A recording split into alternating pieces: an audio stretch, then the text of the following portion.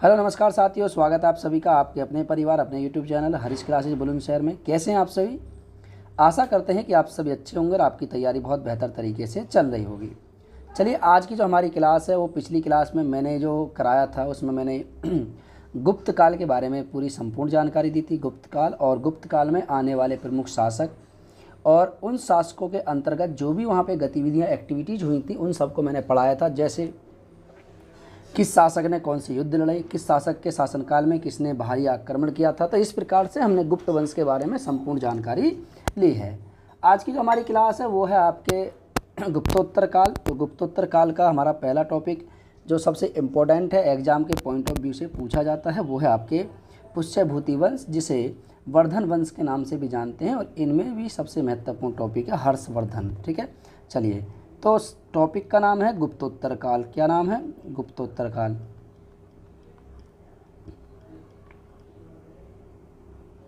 गुप्तोत्तर काल, ठीक है, टॉपिक का नाम क्या है? गुप्तोत्तर काल।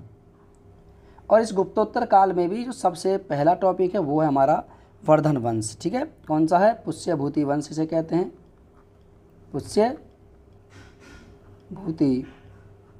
वंश। ठीक है, इस वंश को पुष्यभूति वंश भी कहते हैं। चलिए जानते हैं इसकी जानकारी के बारे में। तो ठीक है, जानकारी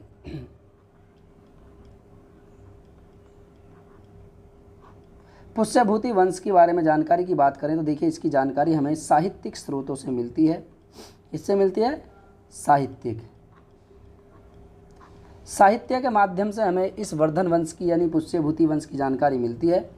अब साहित्य में होता क्या है, आप साहित्य में देख लीजिए। साहित्य में साहित्यिक वो जानकारियाँ होती हैं, साहित्यिक वो स्रोत होते हैं जो लिखित रूप से प्राप्त होते हैं। कैसे प्राप्त होते हैं? लिखित रूप से।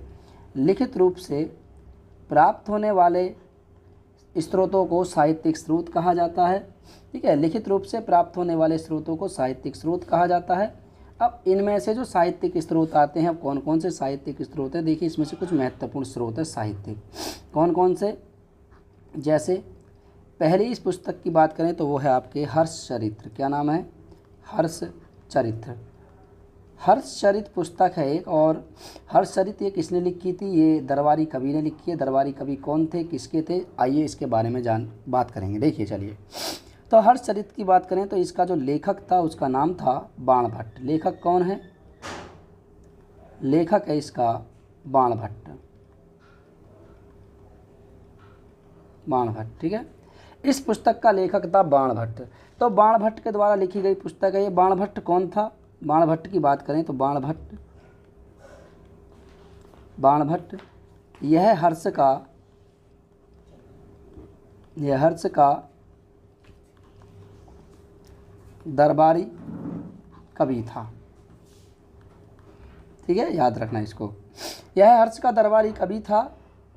ठीक है, और याद रखना, इसने जो यह पुस्तक लिखी थी हर्षचरित्र, यह हर्ष के जीवन पर आधारित पुस्तक है। हर्ष के शासनकाल की जानकारी इसमें मिलती है। लेकिन इस पुस्तक के 8 भाग हैं। कितने हैं? पुस्तक 8 भागों में बटी हुई है। कितने भागों में? 8 भागों में। 8 भागों में बटी हुई है। ठीक है, अब इन 8 भागों में से पहले 3 जो भाग हैं, पहले 3 भागों में बाणभट्ट की आत्मकथा, ठीक है, बाणभट्ट की आत्मकथा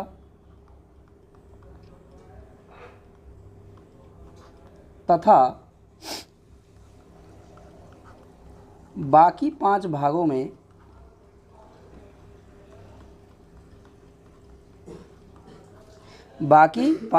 में हर्ष के पूर्वज,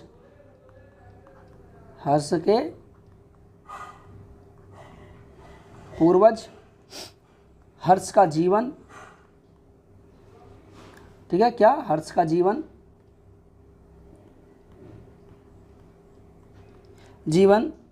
हर्ष का राज्याभिषेक,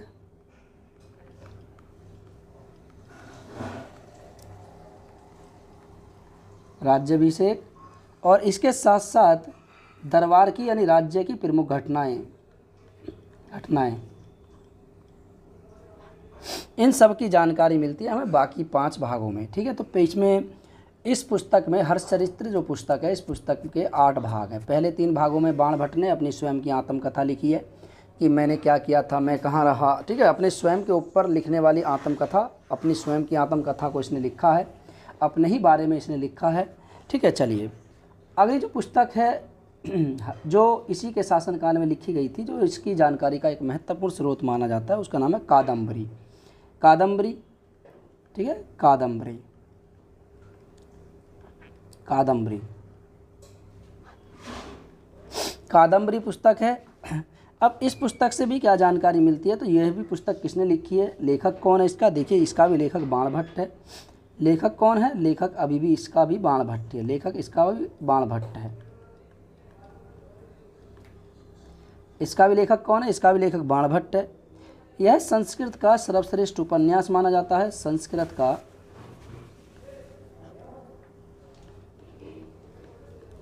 सर्वश्रेष्ठ उपन्यास, यह संस्कृत का सर्वश्रेष्ठ उपन्यास माना जाता है। लिखा किसने है, इसको भी बाणभट्ट ने लिखा है कादम्बरी को।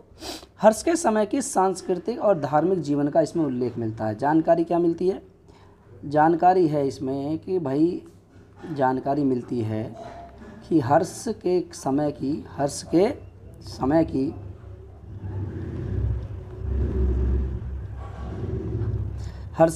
की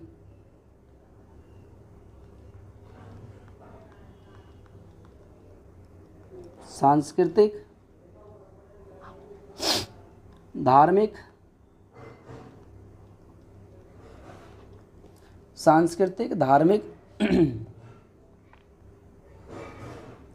धार्मिक एवं सामाजिक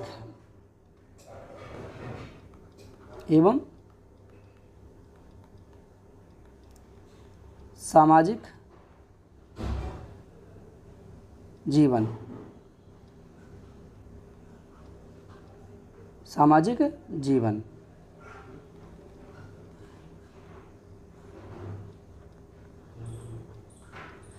जीवन, इसकी जानकारी मिलती है हमें इस पुस्तक से। ठीक है, चलिए आगे नेक्स्ट पुस्तक की बात करें तो अगली जो पुस्तक है वो है आर्य मंजूश्री मूलकल्प। कौन सी, आर्य मंजूश्री मूलकल्प। अगली पुस्तक है तीसरी पुस्तक जो इसके प्रमुख जानकारी देती है, वो कौन सी है, वो है आर्य मंजूश्री मूलकल्प। इसको देखेंगे, आर्य मंजूश्री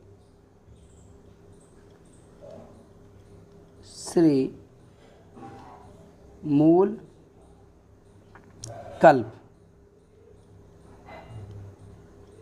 ये पुस्तक है। अब इसको लिखा किसने है, ये पुस्तक के लेखक कौन है, लेखक, इस पुस्तक के जो लेखक है उनका नाम है, एक पुस्तक के लेखक की जानकारी नहीं मिलती है, लेकिन हाँ ये एक बौद्ध कहते हैं, बौद्ध भिक्षु इसके लेखक थे। कौन थे, बौद्ध भिक्षु, बौद्ध भिक्षु इसके लेखक थे। ठीक है, और ये क्या है कि इसमें बाद में इसको 1925 में गणपति शास्त्री द्वारा इसको प्रकाशित करवाया गया था, याद रखना इसको। ठीक है, याद रखना। तो 1925 में 25 AD में गणपति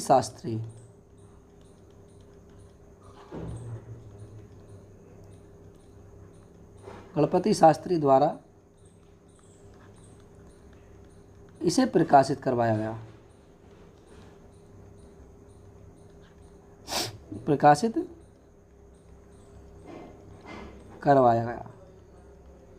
ठीक है, गणपति शास्त्री द्वारा इसको प्रकाशित करवाया गया था, इसको ध्यान रखना आप सभी लोग। ठीक है, गणपति शास्त्री द्वारा। और इसमें कितने श्लोक हैं, श्लोकों की बात करें तो देखिए इसमें 1000 श्लोक हैं इस पुस्तक में।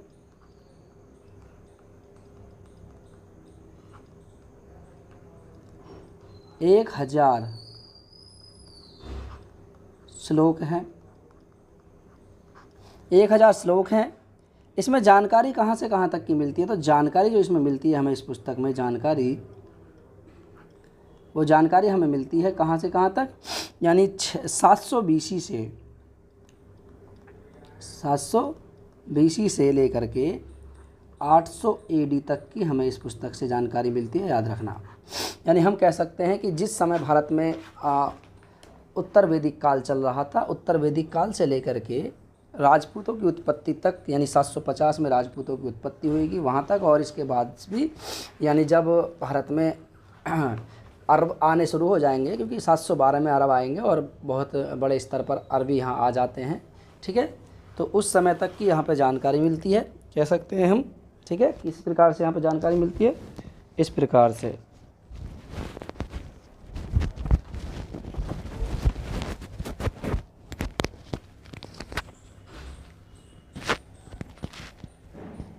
ठीक है, चलें आगे, नेक्स्ट चलते हैं। देखिए आगे चलें, यहाँ तक हो गया। अब इसके प्रमुख कुछ शासकों को देख लेते हैं। प्रमुख कुछ शासक कौन कौन से शासक हैं, ठीक है। पुष्यभूति वंश के शासक, शासकों का क्रम।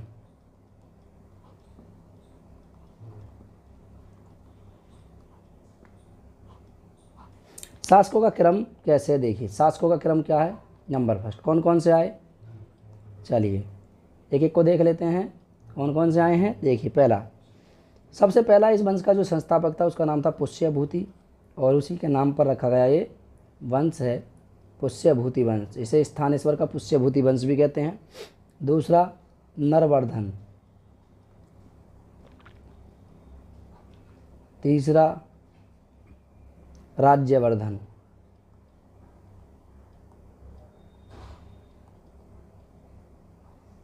राज्यवर्धन। चौथा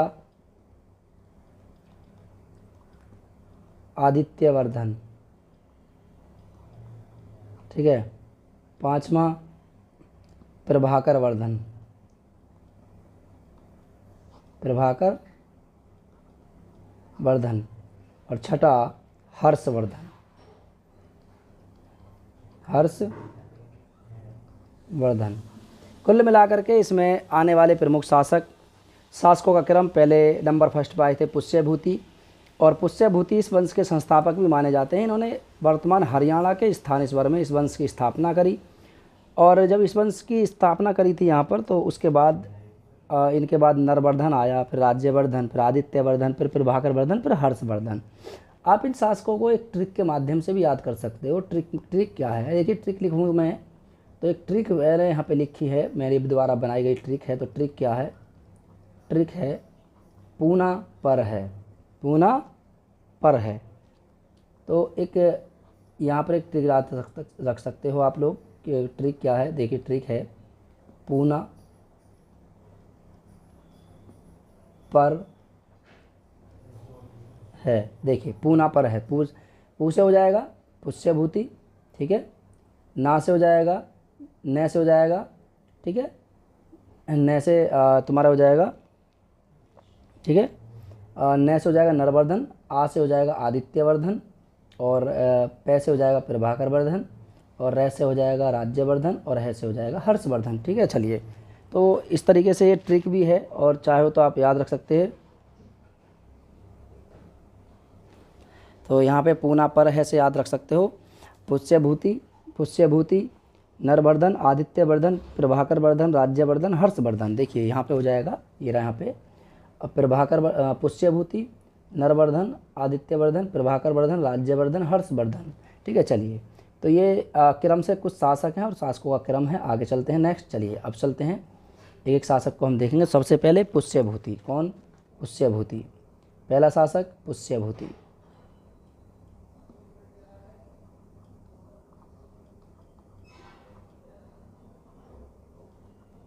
पुष्यभूति, ठीक है। चलिए पुष्यभूति, चलिए देखते हैं भैया आगे। नंबर फर्स्ट इसके, इनके बारे में, इन्हें इस वंश का संस्थापक माना जाता है, ठीक है। पुष्यभूति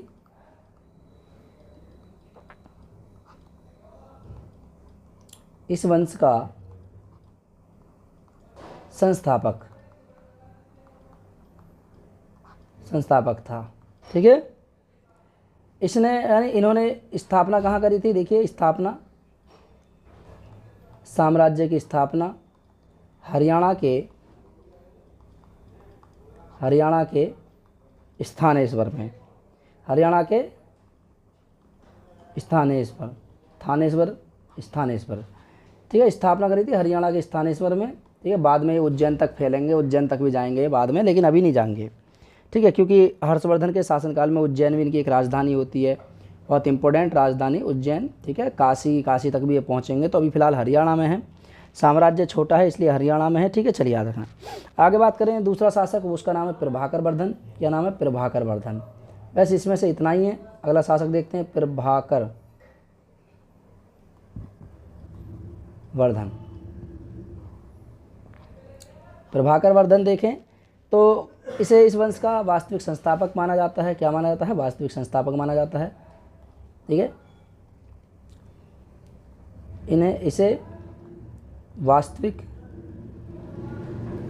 इसे वास्तविक संस्थापक माना जाता है।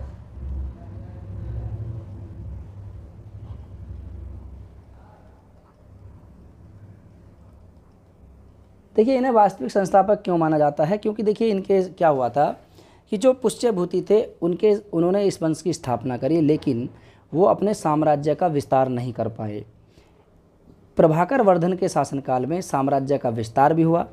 साम्राज्य के विस्तार के साथ साथ इन्होंने साम्राज्य का विस्तार किया और अपने साम्राज्य को मजबूत किया, सेना मजबूत की।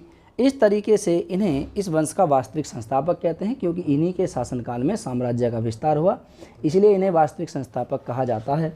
आगे बात करें, इन्होंने वर्धनों की शक्ति व प्रतिष्ठा में वृद्धि की, इसलिए इन्हें वास्तविक संस्थापक कहा जाता है। इनकी पत्नी का नाम था यशोमती। क्या नाम था? यशोमती। पत्नी कौन थी? यशोमती। यशोमती इनकी पत्नी का नाम था। बेटे का नाम था राज्यवर्धन और आपके हर्षवर्धन। दो इनके बेटे थे, ठीक है। पुत्र कितने थे? पुत्र दो थे, पुत्र दो। बड़े बेटे का नाम था राज्यवर्धन, ठीक है, और दूसरे का नाम था हर्षवर्धन। और एक पुत्री थी, इसका नाम था राज्यश्री। पुत्री का क्या नाम था? राज्यश्री, ठीक है। पुत्री का क्या नाम था? राज्यश्री।